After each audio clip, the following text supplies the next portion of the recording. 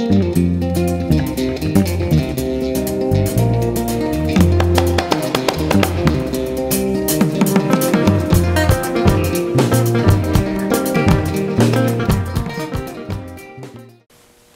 my name is Stanley Heller. Welcome to The Struggle. The Struggle is shown on 21 cable stations from Vermont to New York City and 24/7 on the internet at thestruggle.org. On the program today, an interview with Chris Townsend, the Political Action Director of the United Electrical Union. We talk about his union's support for single-payer health care, the abomination of the Baucus health care plan, and why his union supports anti-war actions. Then, after a short plug for the October 17th demonstration in Boston, we have a song, a beautiful song, written by Rich Siegel and David Lippman. It's called In Palestine. We start in New Haven, Connecticut. Chris, you're just getting to the end of your convention. What's the position of UE on health care? UE has for many decades supported single-payer reform of health care with the primary objective of removing the insurance companies and all of the malignant aspects of the insurance companies from the scene so that we've once and for all fixed the health care crisis.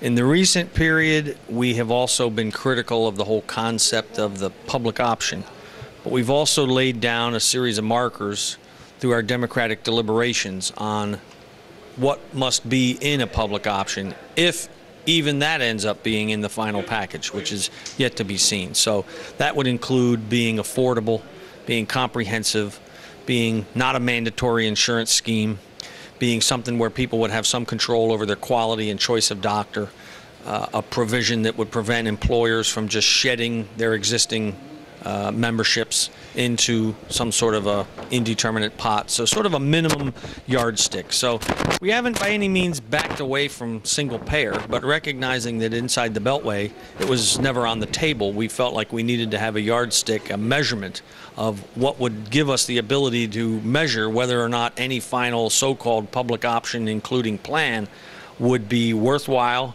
or worthless or dangerous. I understand you had a healthcare rally a day or two ago.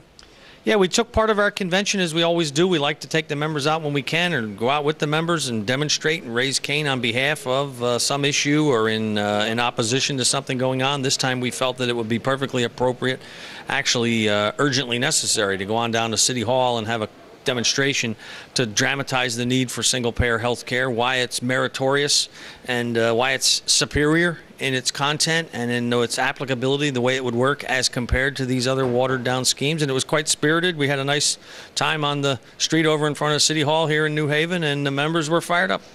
Do you have members in Canada? UE had a freestanding district in Canada for many decades, and it was actually one of the very first U.S. unions, union subsections, I guess you would call it, or Canadian sections, that was autonomous. And a number of years ago, in 1990, I believe, on their own independent basis, merged with the Canadian Auto Workers. So we do have a kind of a remaining legacy in Canada, and that's one of the ways that we're familiar with how the Canadian system works, which is why we never had a great deal of problem, a great deal of controversy in terms of, understanding how it actually would work, given their example, and then therefore how it might conceivably work down here. Now today the Baucus plan, the Senator Baucus plan came out, and if it's not Obama's plan, it seems to be one that's acceptable to him. What does the union think about this plan? Well, we'll measure it as we've had to try to measure the other fragmentary plans. And I'll start by saying that this is I understand that there was a rationale from the Obama administration and the congressional Democrats as to why they took this path, kind of this fragmentary committee-by-committee approach, which will presumably come to some junction point. These various committees and subcommittees and the various pieces that they're working on will purportedly, supposedly, hopefully at some point come to a junction point soon where everyone, including my union and my members, will be able to sort of measure what it really contains. So the Baucus plan is a key portion of that, but I'm mystified and somewhat agitated, aggravated, as our members are, that this has been their chosen strategy, because as everyone's aware, this particular strategy, the way that it is played out, has essentially opened up the movement for health care to just an incredibly abusive attack, as everyone's aware of, and an outrageous and kind of a lopsided attack to what we're doing. And it was ill-conceived from the start, because it was difficult, as it is difficult today, for any of us who even want to be supportive on these plans to really know what is going to be in them.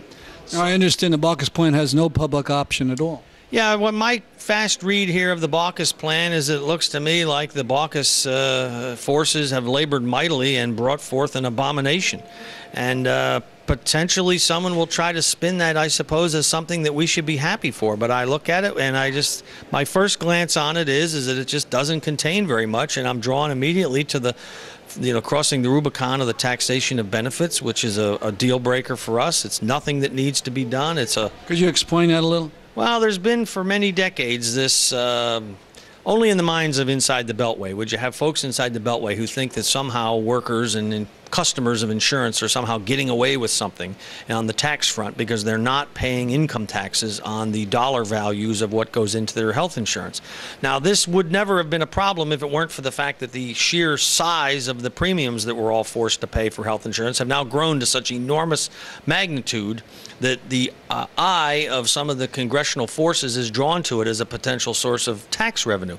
Now, potentially there are people who have quote-unquote Cadillac plans. I would prefer to describe them as the Gold Edge or the Platinum Edge plans, perhaps for CEOs or incredibly rich, the Bernie Madoffs of the world and so forth. Perhaps they have health insurance plans that might be taxable. But we're not talking about a large number. When you look at the threshold numbers that may be kicked around in terms of what the value of the plan is that an ordinary worker or even a well-to-do middle-class worker would have to pay taxes on, the value of their plan, it's a deal breaker. It's insane that we would have to have this even enter into the discussion. And frankly, this entire issue is dragged into the issue either by well-intended or misguided Democrats or by Republicans who see it as a way to sink the ship. And I think that this entire question of taxation of benefits is something that we will rue the day was ever included in this particular debate. You use the word deal breaker. Is it possible that the Obama administration would come up with a health care reform that your union would oppose?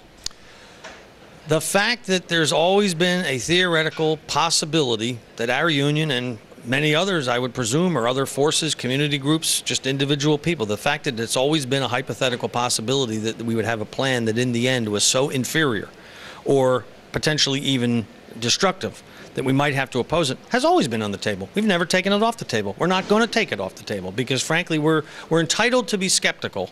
Supportive, conditionally supportive, realistic, yes, but we're entitled to be skeptical. And this is nothing that we ever wanted to talk about. This is nothing that we ever wanted to have to do. We never wanted to dwell on it, but we have a bottom line. And for those folks who entered into the debate and for their own personal reasons or organizational reasons didn't want to lay out a bottom line, well, that's their privilege. But I think it's potentially quite obvious now that by not having more clear-cut bottom lines from some of the larger players in this debate, this is what has brought us to this day, where now we're rummaging around kind of in the odds and ends of the best description of what we think might be in the plan, and we're really looking at it with the eye towards, is there enough here for us to be able to support something? And I just think it's been ill-advised. Of course, there could potentially be a plan that is bad enough that we will oppose it, and we're not looking forward to that, but if we have to, we will.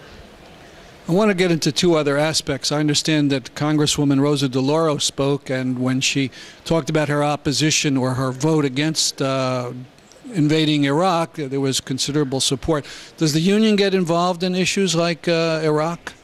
Oh, yeah. Our union, I think, not exactly sure, but I'd say we were probably in the very beginning, first wave of organizations that opposed the Iraq war. My memory serves me right, this union first promulgated an anti-war, an anti-Iraq war resolution and discussion at our 2001 convention, which took place the week after 9/11. And it was quite obvious then that an invasion of Afghanistan was immediately on the table, and that we had no doubt that the Bush administration and the real president, Dick Cheney, at that time, would extrapolate that momentum into a full-blown invasion of Iraq. We had no problem.